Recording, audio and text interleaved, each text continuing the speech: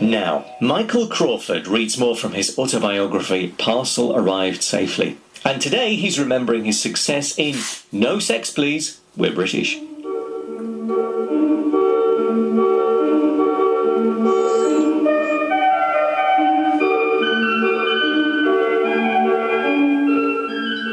Most of our friends were hard-pressed to understand why something with a title like No Sex Please, We're British could inspire my return to the theatre. The play, a typically English sex farce by Anthony Marriott and Alastair Foote, was all about a young, newly married bank manager who discovers there is pornography being delivered to his bank branch because of a mistaken address. Everything is further complicated by the imminent visit of a bank inspector, the appearance of a disapproving mother-in-law, and a couple of nearly naked girls arriving for some sort of sex convention. The manager assigns his weedy, awkward junior clerk the job of disposing of the porn. And, well, you can imagine the rest. I spoke to John Gale, the producer, and suggested that instead of playing the bank manager, I would far rather play the bank clerk. I thought I could do more with the part, which to my mind combined some wonderful elements of pathos with grand opportunities for knockdown slapstick comedy. So Anthony Valentine was cast as the bank manager, Linda Thorson as his wife, and that grand and wonderful theatrical institution, Evelyn Leigh, as the grande dame mother-in-law. I was Brian Runnicles, the neurotically nervous, bumbling junior clerk. The script wasn't terribly strong, so rehearsals became, of necessity, an imaginatively creative time. Tony Valentine and I spent hours together improvising and shaping physical bits to add to the evening. For instance, there were piles of huge books positioned on the stage, so we invented all sorts of sight gags using the books as props, with me staggering under their weight or balancing and juggling great stacks of them on my knees while I attempted to answer a telephone. And I did lots of jumps and leaps through the hatch of a tiny onstage kitchenette. I enjoyed a particular piece of business in one scene when I was chased into the bathroom by two half-naked girls. Not a bad way to earn a quid. Shortly thereafter, I re-emerged, clad only in my shorts, and appearing completely comatose as I was carried across the stage, sitting on the shoulders of a large, luscious lady. My arms were held high over my head in a kind of stupefied pose. In rehearsals, when the actress carrying me reached the door, we both realised my body was positioned too high to go through it. So to solve the problem, I had a picture solidly bolted to the wall above the door. She could walk through it, but I was left hanging by both hands from the picture above the archway. Then, still seeming to be totally unconscious, I let one hand drop down, while the rest of my body, hanging by one arm from the picture, swung at a snail's pace round to face the audience. It used to bring the house down. We were scheduled to open in Scotland. What a place, I thought, to take an English farce on opening night. It's part of theatrical folklore that English comedies and comedians go to Glasgow to die. Every musical comic I've ever met can tell alarming tales of being pelted with rotten vegetables by an unappreciative audience of Scotsmen. I was dreading the opening, only hoping that the men of Edinburgh would be of a gentler disposition than their Glaswegian compatriots. On the afternoon of our final dress run, the company stood together on stage waiting for comments from the authors. Messrs. Foote and Marriott, who'd been watching from their seats in the stalls. Mr. Marriott seemed genuinely pleased. Mr. Foote, on the other hand, was conspicuously and unaccountably silent, until someone addressed him and discovered he was dead. The poor man, unnoticed by anyone, had died during the dress run. It was only a matter of time, of course, before there were dark jokes about what had happened. Did anyone happen to notice if he was laughing when he died?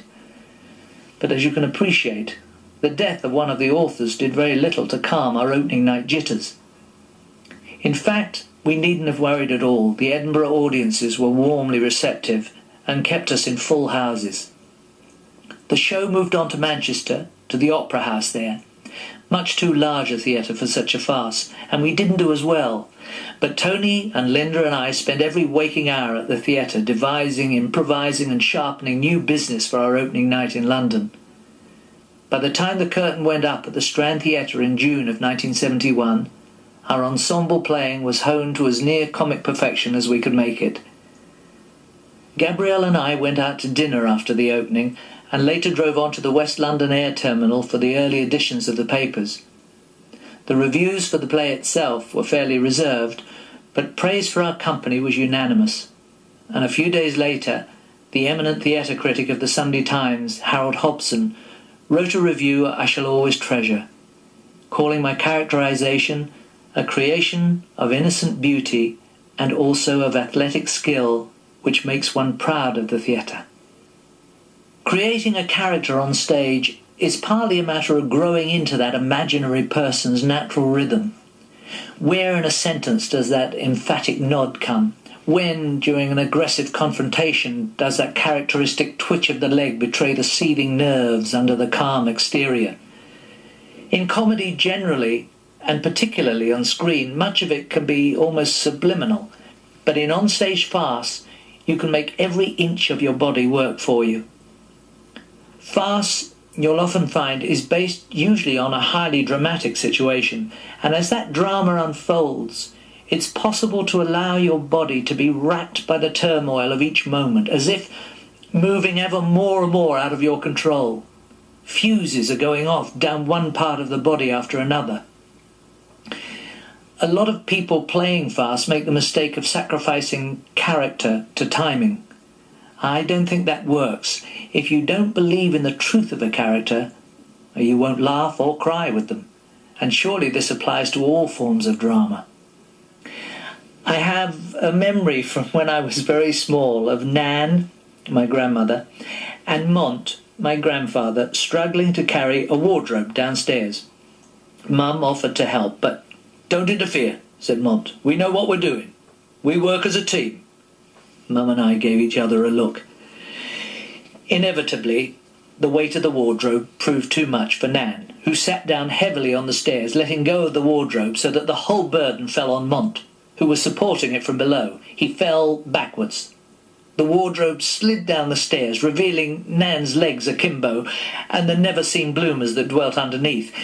And as the back of Mont's head hit the hall carpet, the door of the wardrobe swung open and a plaster statue of the Virgin Mary with child shot out, sailed through the air and hit Mont right between the eyes. With a little clink, the baby Jesus' head fell off. Later we glued it back on, but it was forever afterwards a bit askew, the baby's head embedded in Mary's bosom, which is maybe why we kept it in the cupboard under the stairs after that. Now, if I were trying to recreate this scene on stage, there would be two things I'd emphasise. Firstly, the pomposity of Nan and Mont, so that their comeuppance is funny, and secondly, how the consequences of this initial pomposity accelerate out of control. Not long after the opening of No Sex Please, I got a call from John Barry asking if I would be interested in playing the role of the White Rabbit in a musical film of Alice in Wonderland, for which he was writing the score. Bill Sterling, the director, assured me that my scenes would be shot early in the day, allowing plenty of time to return to the theatre at night. But the schedule turned out to be far more gruelling than anything I could have imagined. Worse still, it left very little time for a home life, and the physical stress of exhaustion and my continuing absence from home began to add to the existing strains on our marriage.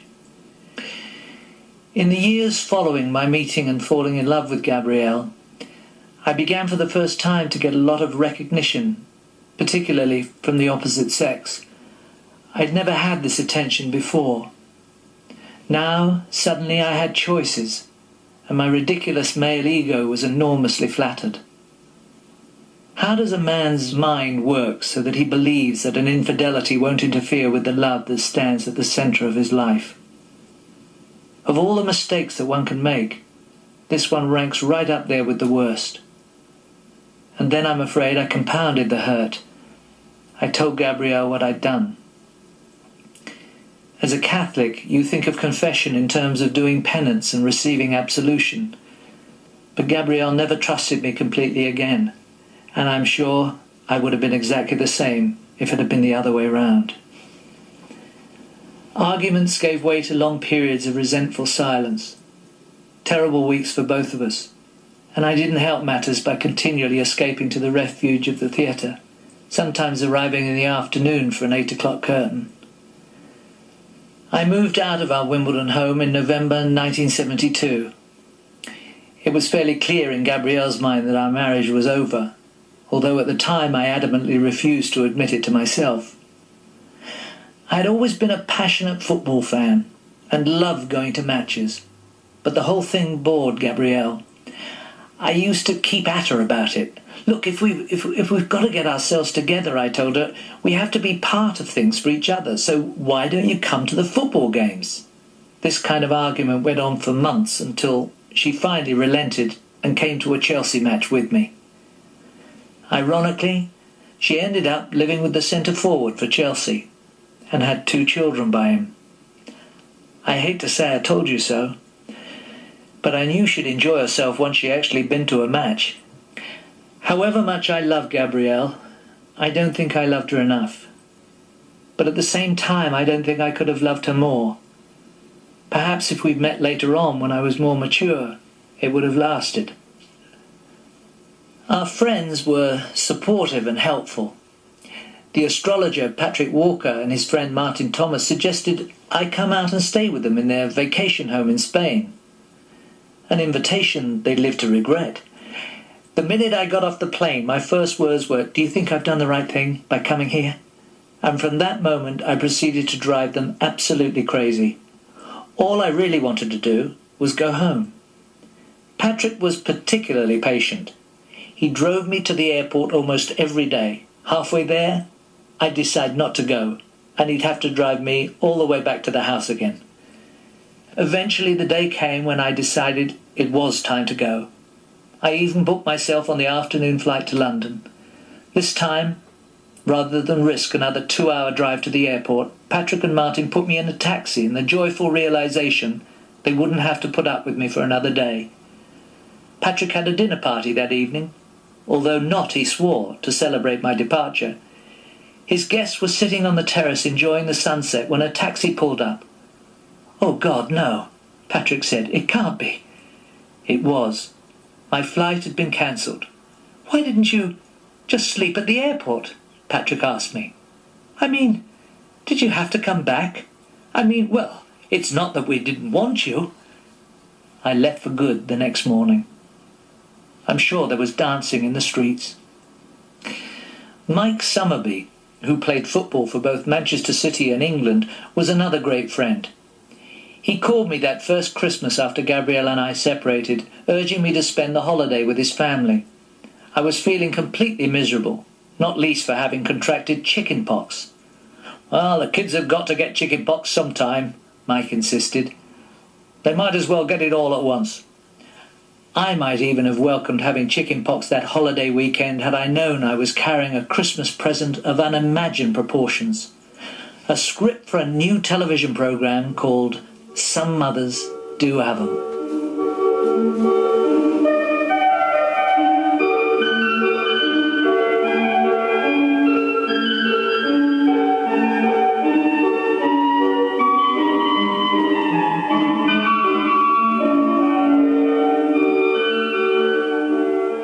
What an incredible career. Michael Crawford reads more from his autobiography and gives some insight into the creation of Frank Spencer in Some Mothers Do Have 'Em, and taking on the risky stunts that went with the role. That's at the same time tomorrow.